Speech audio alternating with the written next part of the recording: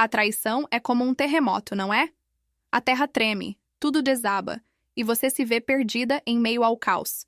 Mas o que vem em seguida? Como se reerguer? É exatamente nesse momento que muitos cometem erros que podem transformar a dor em um ciclo interminável de sofrimento.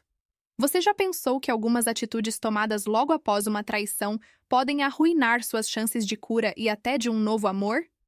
Imagine-se tentando reconstruir sua vida, mas, sem perceber, cavando um buraco ainda mais profundo.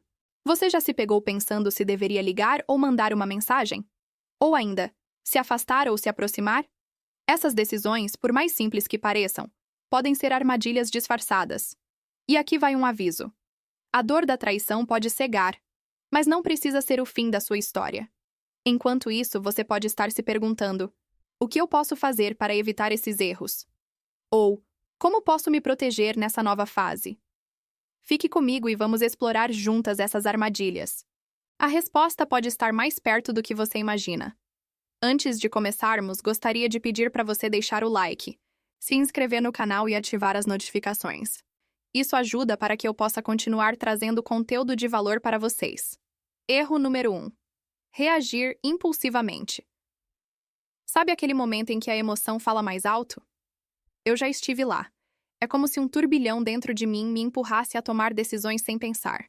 Lembro de uma vez em que, após uma discussão acalorada, pensei em terminar um relacionamento que, na verdade, tinha muito potencial. O impulso foi tão forte que quase deixei escapar algo bonito. Olhando para trás, percebo como é fácil deixar que a raiva ou a dor nos guiem. Mas, no fundo, precisamos de um tempinho para respirar e refletir. O que realmente está acontecendo? O que eu quero? Essas são perguntas que muitas vezes não fazemos. Quando reagi impulsivamente, acabei dizendo coisas que não queria. As palavras saíram como flechas e, no momento seguinte, percebi que tinha ferido quem eu amava. A vontade de explodir pode ser tentadora, mas é preciso entender que a comunicação, mesmo nas horas mais difíceis, deve ser respeitosa. Ao invés de jogar a toalha, talvez a solução estivesse em um diálogo sincero. Aprendi que a calma é uma amiga preciosa em momentos de crise. Por mais que a gente queira fazer justiça com nossas emoções, é essencial dar um passo atrás. Às vezes, é melhor deixar a poeira assentar antes de tomar uma atitude. Pensei que estava sendo forte, mas, na verdade, estava sendo precipitada. É preciso entender que, ao reagir sem pensar, podemos criar mais problemas do que resolver.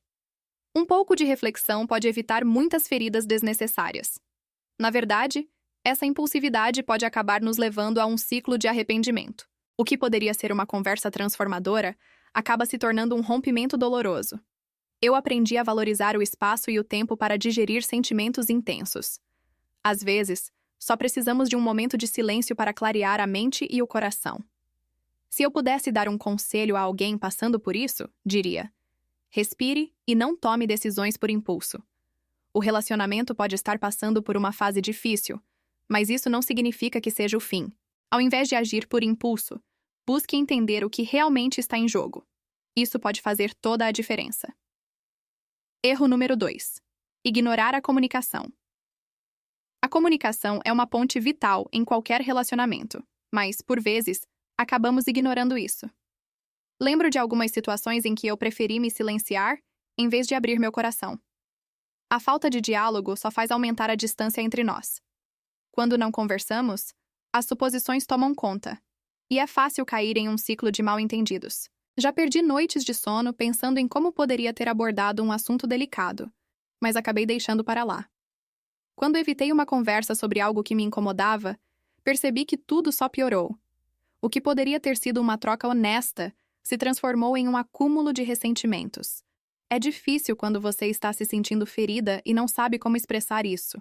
Mas, ao mesmo tempo, é importante lembrar que a outra pessoa também tem seus sentimentos. Ignorar a comunicação não traz paz. Na verdade, traz um desconforto que se acumula com o tempo. A falta de diálogo também nos impede de compreender verdadeiramente o outro. Quando não falamos, ficamos presos em nossas próprias narrativas.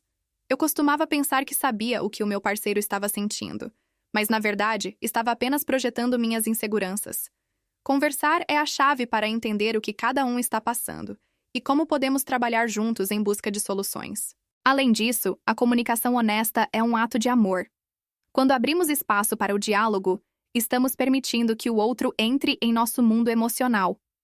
É um convite para que se sintam seguros para compartilhar também. Na realidade, isso fortalece a conexão e a intimidade. Aprendi que não precisamos ter todas as respostas, mas precisamos ter a disposição de ouvir e ser ouvidos. Quando finalmente tomei coragem para falar sobre o que sentia, percebi que a outra pessoa também estava passando por suas próprias lutas. A comunicação não é apenas sobre resolver conflitos, é sobre construir um entendimento mútuo. Se eu pudesse reiterar um ponto, seria: nunca subestime o poder de um bom diálogo. Ele pode ser a chave para desbloquear muitos dos problemas que enfrentamos. Erro número 3. Culpar a si mesmo, excessivamente. Essa foi uma das armadilhas mais profundas em que caí. Quando a traição aconteceu, a primeira coisa que fiz foi olhar para mim mesma e me questionar. O que eu fiz de errado? Essa culpa excessiva tomou conta de mim como uma sombra. Eu comecei a me torturar com pensamentos de que talvez eu não fosse boa o suficiente, que talvez não tivesse dado a atenção necessária. Mas, refletindo agora, percebo que isso era uma forma de transferir toda a responsabilidade para mim, como se o outro não tivesse seu papel nessa história. É claro que em um relacionamento, ambos os parceiros têm suas responsabilidades.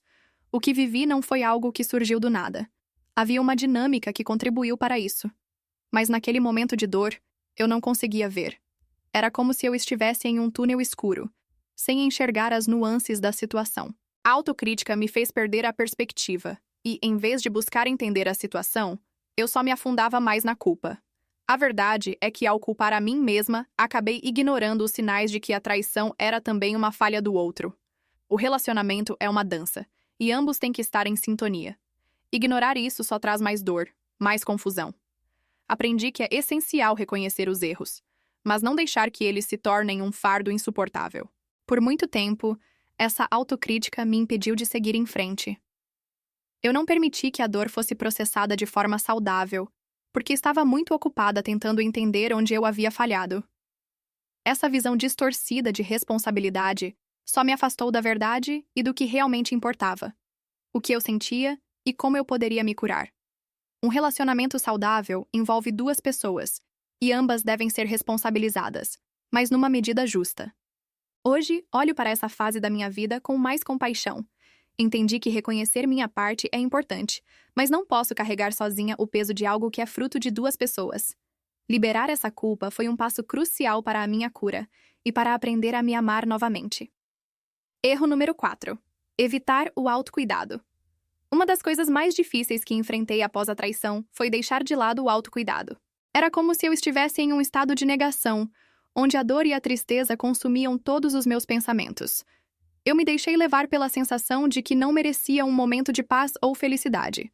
O que eu não percebia é que cuidar de mim mesma era exatamente o que eu precisava naquele momento tão delicado. Nos dias que se seguiram à traição, eu me permiti ficar presa em casa, sem vontade de fazer nada.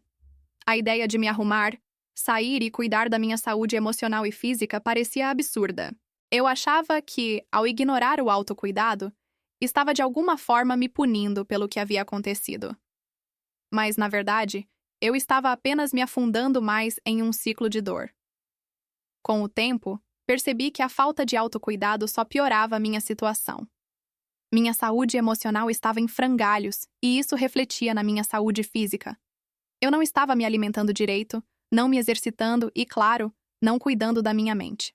A tristeza tomou conta e eu mal conseguia sair da cama, muito menos cuidar de mim. Foi um ciclo vicioso que só me puxava para baixo. A mudança começou quando decidi dar pequenos passos em direção ao autocuidado. Um banho demorado, uma caminhada ao ar livre, até mesmo ler um livro que eu adorava. Esses momentos se tornaram sagrados para mim. Eles me lembravam que eu ainda existia, que eu ainda merecia momentos de alegria, mesmo em meio à dor. Aprendi que o autocuidado é um ato de amor próprio, e não um luxo. Hoje, vejo que o autocuidado não é apenas importante, mas essencial para a cura. Ele me ajudou a reconstruir minha autoestima e a me redescobrir após a traição. Aprendi a priorizar meu bem-estar e a entender que cuidar de mim mesma não é egoísmo, mas uma necessidade vital para o meu crescimento e felicidade. Isso me permitiu não só superar a dor, mas também me fortalecer para novos começos. Erro número 5. Repetir padrões tóxicos. Sabe quando você se vê em um relacionamento que parece um déjà vu?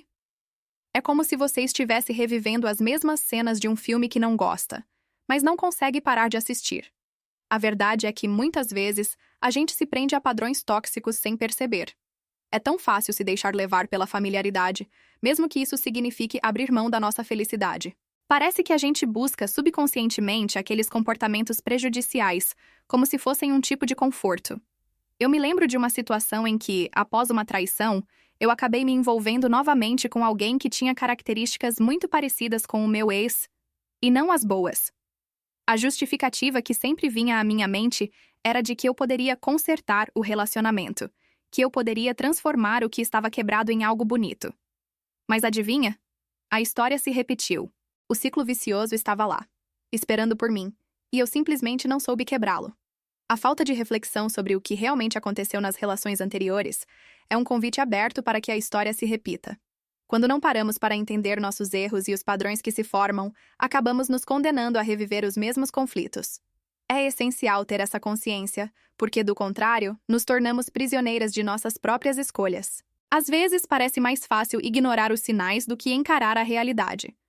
Uma parte do processo de cura é olhar para dentro e perceber onde estamos errando. Não é fácil, mas é necessário.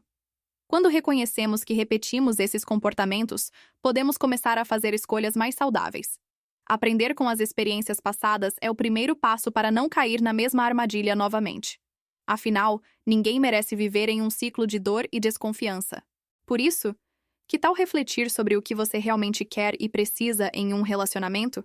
É importante parar e se perguntar: estou buscando algo que me faça feliz ou só estou me acomodando? Aprender a dizer não a padrões tóxicos é, sem dúvida, um ato de amor próprio.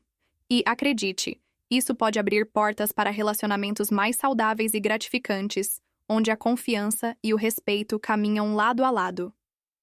E aí, meninas? Agora que já conversamos sobre os 5 maiores erros que você deve evitar após uma traição, eu quero que você respire fundo e reflita. Como você pode transformar essa dor em aprendizado?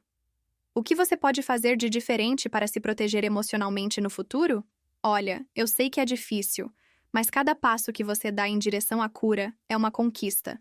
Pense em tudo que você merece: amor, respeito e, principalmente, a chance de reescrever sua história. O que você vai fazer hoje para se valorizar ainda mais? E se você já passou por isso, quais estratégias você usou para superar? Compartilhe suas experiências nos comentários.